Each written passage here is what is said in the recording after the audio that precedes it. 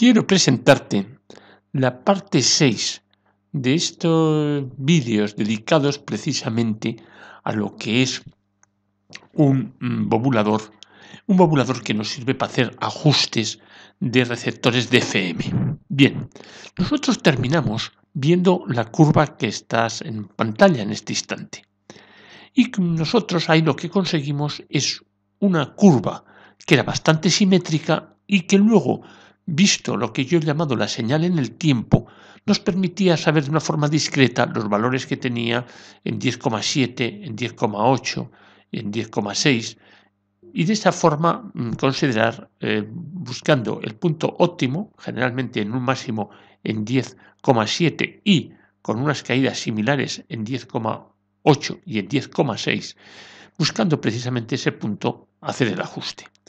Pero no en la curva que estamos viendo, yo no tengo referencia de dónde está el 10,7, ni dónde está el 10,8, ni está el 10,6.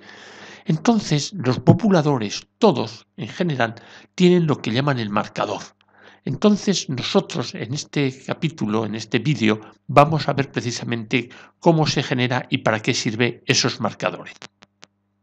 Viendo el manual o las características del populador de FM, el LME, que hemos hablado de él, en él podemos leer cómo dice que tiene un oscilador muy fijo con un cristal de cuarzo a 10,7 MHz y después lo que se suelen hacer es tener un circuito sintonizado a 100 kHz de tal forma que hacen un heterodinaje entre esa señal fija de 10,7 con la señal de 100 kHz.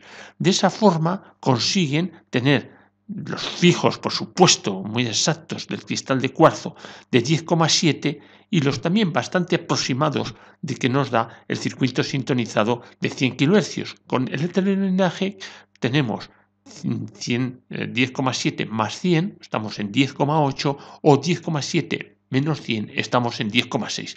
Luego ya hemos conseguido tener esas referencias fijas, sobre todo muy fija la de 10,7 y bastante exacta la de 10,8 y la de 10,6.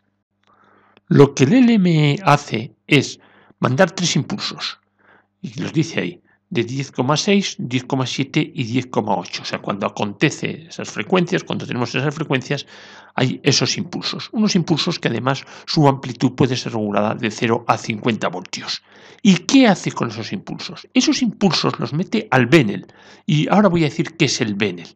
El Benel es en una parte fundamental lo que es el tubo de rayos catódicos, el CRT clásico de toda la vida, y que había osciloscopios, los que yo tengo no lo tienen, que tú podías controlar de forma externa precisamente ese electrodo que se llamaba Benel, que era la rejilla de control de ese tubo de rayos catódicos, de esa gran lámpara que era el tubo de rayos catódicos.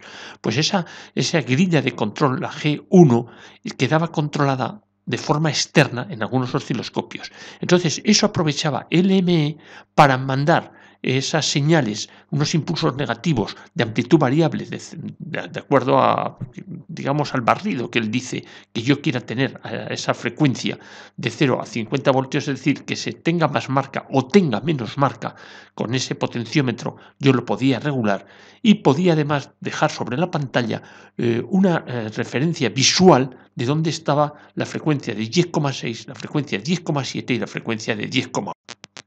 Como he dicho anteriormente, el CRT, el tubo de rayos catódicos, es una gran lámpara. Lo que pasa es que en las lámparas tradicionales que nosotros conocemos, lo que es la grilla de control, la G1, pues suele ser como un hilito, una espiral que va por dentro. Y en cambio aquí no, aquí es un cilindro y que de acuerdo al potencial negativo que tiene, deja pasar más o menos electrones, haciendo que ese rayo que incide sobre lo que es la pantalla del CRT tenga más o menos intensidad. Y yo lo que hago precisamente es, con esas marcas de 10,6, de 10,7 y 10,8, es controlar esa intensidad del rayo. Si ahí dice que hace el borrado, bueno, no sé si será el borrado, ya digo, yo no he manejado nunca el LME ni he manejado un osciloscopio que tuviese salida directa al Benel, no sé si lo que hace es borrar, es decir, que no haya en ese momento electrones incidiendo o al revés, hacerlo más intensificado. Bueno, ya digo, yo no he manejado este tipo de osciloscopio ni este oscilador bobulador de LME. Nosotros lo que construimos fue precisamente un clónico del Retes FM1, pero también veo en sus características que él dice que tiene una marcación a cristal en 10,7 y unas submarcaciones que él llama, son marcaciones igual, las llama submarcaciones, a 10,6 y 10,8, precisamente aprovechándose de un oscilador de 100 kHz que él hace. O sea, él hace un oscilador, luego lo vamos a ver con más detalle, un oscilador muy fijo con cristal a 10,7 y otro menos fijo, digamos, a 100 kHz, de tal forma que obtiene 10,7, 10,8 y 10,6. Retes nos dice cómo hay un marcador central dado por una frecuencia de un cristal a 10,7, de alguna forma nos fija ese punto central, y después cómo hay dos submarcaciones a 10,6 y a 10,8, que es lo que nos están ahí fijando, pues las condiciones en esos puntos que tendríamos que tener en 10,6 y en 10,8, es decir, que ahí tendríamos que tener en esos puntos una caída de 3 dB respecto a ese máximo que nosotros tenemos en 10,7. Recordarás que esos 3 dB medido en tensión significa que en esos puntos, en 10,6 y 10,8, tenemos que tener un 0,7, digamos, del valor máximo obtenido en 10,7. De esa forma, nosotros estamos metiendo ahí justo lo que es la parte significativa de las bandas de FM de esa emisora que estamos sintonizando. Si nosotros eso lo hiciésemos más grande, tendríamos el problema de que se nos podrían solapar otras emisoras. Por eso ese 10,6, 10,8 nos está fijando la selectividad del aparato. Te recuerdo lo que nosotros implementamos en el clónico del FM01 que construimos. La parte superior izquierda, lo que nosotros tenemos ahí es el oscilador que en el entorno de 10,7 se mueve con el bobulador que está, digamos, en la parte de abajo y que está representado en azul. Es decir, tanto el oscilador de 10,7 como el bobulador los tengo representados en azul. De tal forma que con eso lo que yo consigo es hacer que me mueva en un margen de frecuencias de 10,7, gracias a ese bobulador que recordarás que está constituido por un diodo Badicap que lo que hace es cambiarme, digamos, la frecuencia que está generando el de arriba. Eso tiene un margen de frecuencias, no es muy fijo, precisamente porque además lo que tiene precisamente es un diodo Badicap para cambiar esa frecuencia.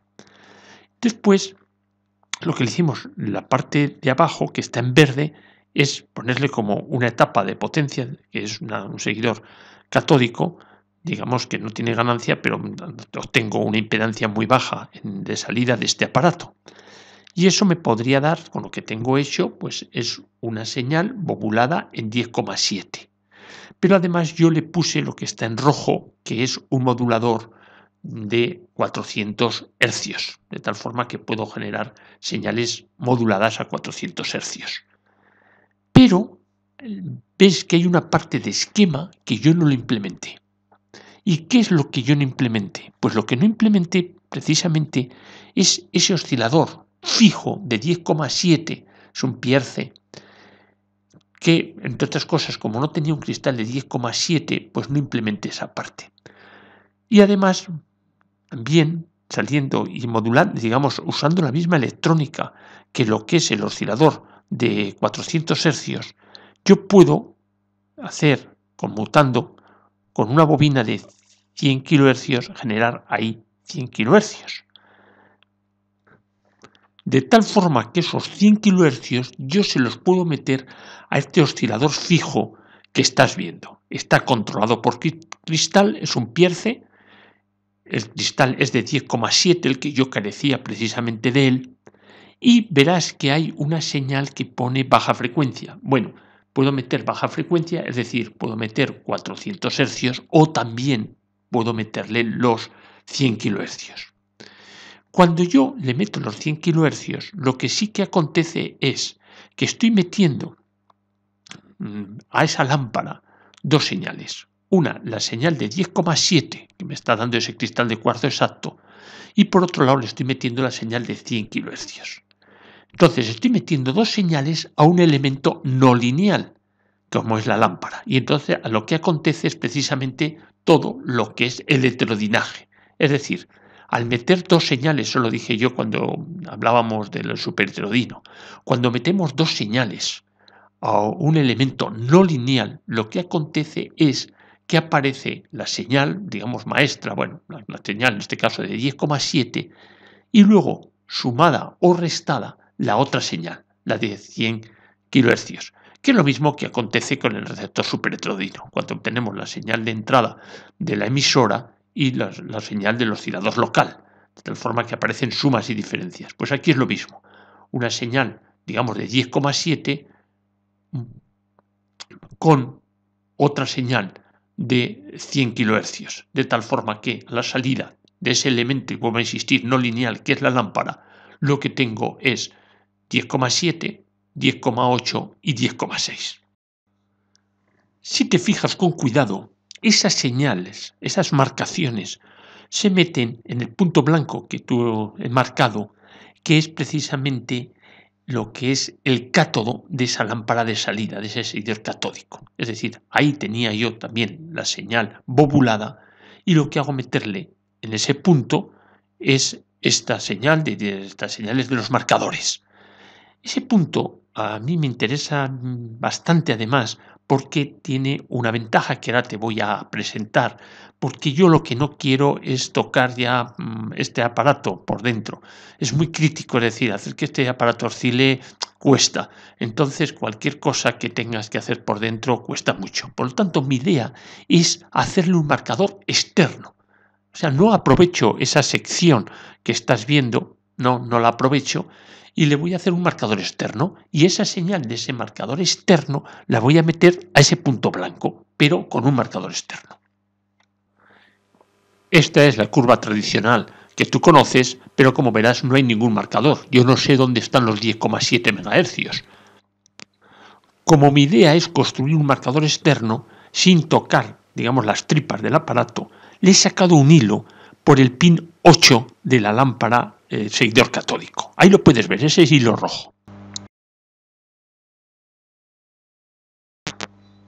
Ese hilo lo he metido, su parte conductora, por el pin 8. Y al final de él le he puesto un condensador de 33K, que será por donde introduciremos precisamente ese marcador externo que vamos a probar si somos capaces de, no tocando en lo que es el clónico, con el externo, tener señales de marcación. Lo que voy a hacer es conectar ese cable, bueno, este es el equipo tradicional, está el equipo bobulando, pero quiero ponerle un marcador. Y lo que hago es precisamente poner el externo a ese cable. Y lo que he conectado como patrón es el generador que yo tengo, el LME. Es la curva tradicional que ya conoces, la que hemos visto anteriormente. Ahora dudo si aquí estoy metiendo señal patrón o no estoy metiendo, si estoy metiendo marcador o no. Ahora lo dudo, pero seguiremos viendo vídeos para certificarlo.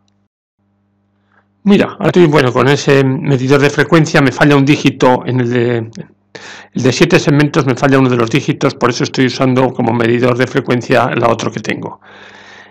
Podrás ver que hay un punto en el lado derecho de la curva que se está moviendo. Luego tendremos mejores imágenes. ¿Ves? Ha llegado a ese punto, luego llega al valle y ahora está en el máximo de la izquierda. Y ahora está bajando. Ahí lo puedes ver cómo está bajando. Ha bajado hasta la primera raya. Bueno, ahí le he subido un poquito más de amplitud. La frecuencia, pero mira lo curioso, estaba en el lado izquierdo y la frecuencia que es del marcador que yo estoy metiendo, que vuelvo a insistir, es mi generador LME, estoy en 1087. Eso sí que me mosqueo. Es decir, no es esa forma tradicional. Ahí lo normal hubiera sido que hubiera tenido 10.6, 10.5. Pues no, en el lado izquierdo tengo 10.86. Voy a acrecentar esa frecuencia, lo voy a poner en 10,99, es decir, en 11 MHz. Cuando nosotros intuitivamente siempre consideramos que eso sería el lado derecho de la curva, vamos a ver dónde tengo el marcador. Mira el marcador. El marcador lo puedes ver ahí, está temblando un poquito, pero siempre en el lado izquierdo de la curva. Una cosa a mí me ha sorprendido. Mira, lo estoy subiendo, es decir, estaré disminuyendo la frecuencia y ya me estoy yendo hacia el lado derecho donde habré disminuido todavía más la frecuencia. Se puede ver, cuesta un poco, pero también es verdad que es un vídeo, en la realidad se ve un poquito mejor. Mira, ahora lo estoy poniendo a la frecuencia que estás viendo, 10.7.3, 10.6.9, 10.7.2. Bien, también te quiero decir que para poder bien ahí ver la frecuencia, estoy a 10,4, tengo que quitar la parte del bobulador, o sea, solamente dejarlo en lo que es el generador LME. Y te habrás fijado que ahora estoy en el lado derecho. Verás cómo voy subiendo, ¿has visto cómo he subido? Ahora estoy en la mitad, ahora voy hacia la izquierda y voy bajando. También influye un poco si le doy más señal o menos a lo que es el marcador. También el nivel del marcador influye un poco, sobre todo en la amplitud de la curva que yo tengo. Ahora estoy en una frecuencia de 10,9. Bueno, ahora lo voy a ajustar a 10.7. Ya he dicho que para ajustarlo a 10.7, a 10.7 o a cualquier frecuencia, yo no tengo puesto en ese momento todavía conectado el cable hacia el equipo del bobulador, porque si no, como estamos haciendo las medidas, se me distorsiona con lo que es precisamente la señal bobulada. Has visto que ha habido unas tentativas ahí hasta que la pinza ya me ha cogido y fíjate, esta sí que es buena. Fíjate cómo se ve ese punto, fíjate cómo se ve ese marcador justo en la parte más baja de lo que es esa montaña, es decir, en el valle de esa montaña. Ahora estoy, bajando la frecuencia y ahora me estoy moviendo alrededor del punto central de 10,7. ¿Ves cómo ahora voy hacia la derecha? Bueno, viendo que iba bien, pues lo que he hecho ya, en vez de dejarle un cable, ya le he puesto un conector BNC. ¿Ves ese conector que le he puesto? Que será la entrada precisamente del marcador. Y ahora lo que le estoy metiendo a esa entrada es lo mismo que hice anteriormente, que es el oscilador generador de radiofrecuencia del LME. Y eso es lo que le estoy metiendo como patrón de 10,7 o 10,8, como hemos visto en las curvas. Sí que también he supuesto que a lo mejor me podía acontecer que, dependiendo de dónde estuviese el circuito desfasador, llegase un momento que le diese la vuelta a la curva y entonces la viésemos como resultados más lógicos, es decir, frecuencias más altas en el lado derecho, frecuencias más bajas en el lado izquierdo. Pero no, es decir, ya te dije que el circuito desfasador es un poco el punto de disparo para que el osciloscopio represente. Mira, esta es una secuencia larga. Pongámoslo, es justo en el punto medio. Pero en estas tomas se ve bien el marcador. Ahí. ¿Qué es lo que estoy mirando o intentando? Saber qué frecuencia tengo justo en el valle. Ahí. Entonces. Ahí.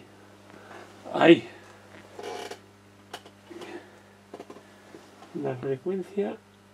Como verás, quito siempre lo que es bobulador. 10,6979. 10,6979. Luego esa curva está muy centrada en lo que es 10,7. Ese punto lo tenemos bien cogido.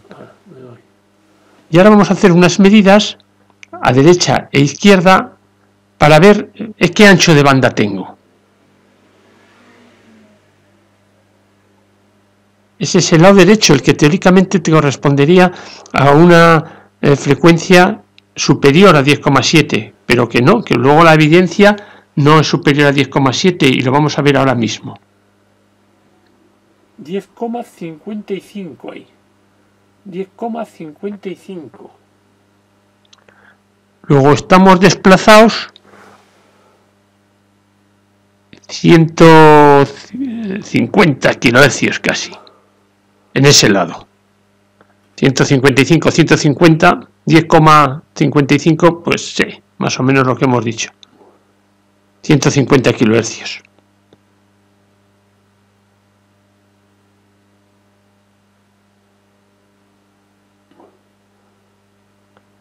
Estamos intentando dejarlo en la parte izquierda, pero en el mismo nivel.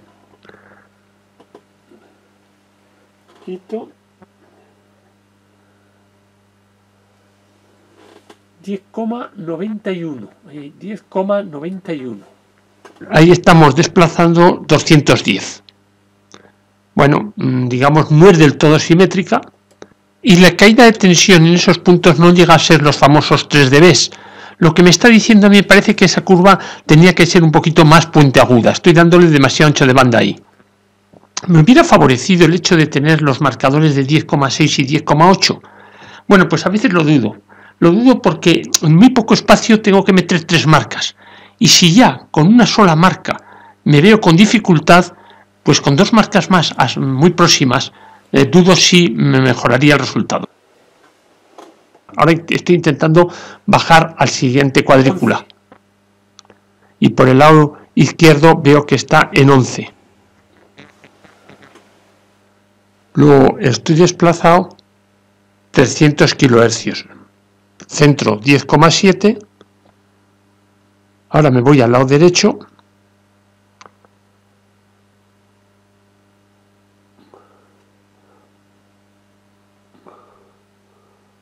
Si fuese simétrico tendría que ser en 10,4.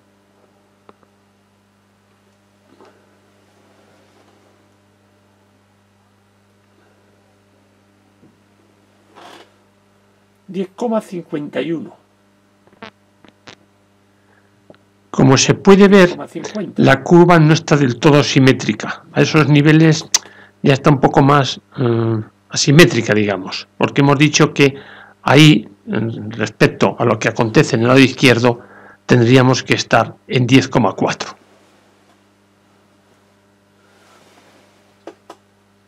Yo creo que lo fundamental de lo que estamos viendo es tener claro el 10,7, ese 10,7 que otra vez lo voy a leer. Voy a ver ahora qué lectura me da. Estoy tanteando con el con el generador de radiofrecuencia para conseguir que el marcador se ponga justo ahí, en ese valle, digamos. Y vamos a ver qué lectura me da el generador de radiofrecuencia, el LME, que estoy usando de patrón.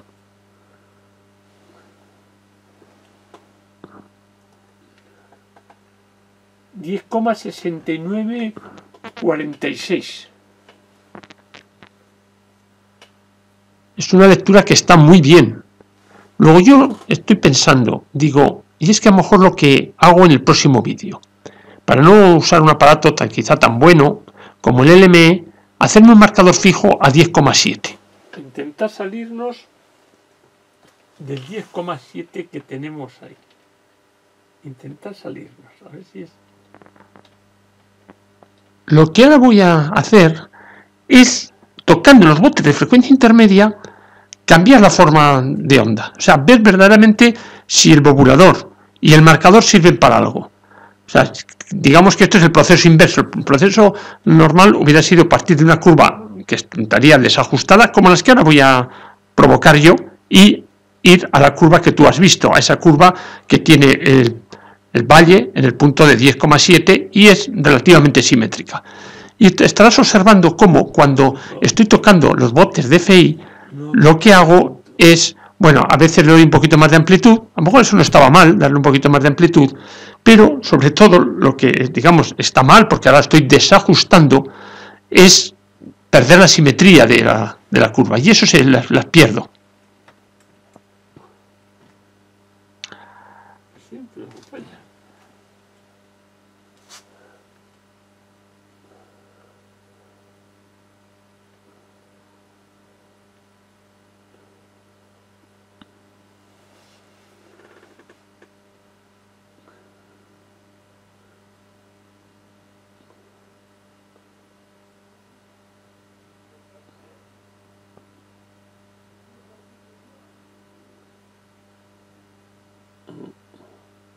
Debe el punto de 10,7S a tener una curva simétrica. Ahí estaría. El 10,7 con una curva simétrica. Ahí. Se me ha ido. Efecto mano, se me ha ido un poco. Se me ha ido. He hecho un proceso de desajuste y ajuste. Ahora estoy intentando ajustar lo que he desajustado. Intentar sacar una curva simétrica. A partir de ella intentando sacar una curva simétrica.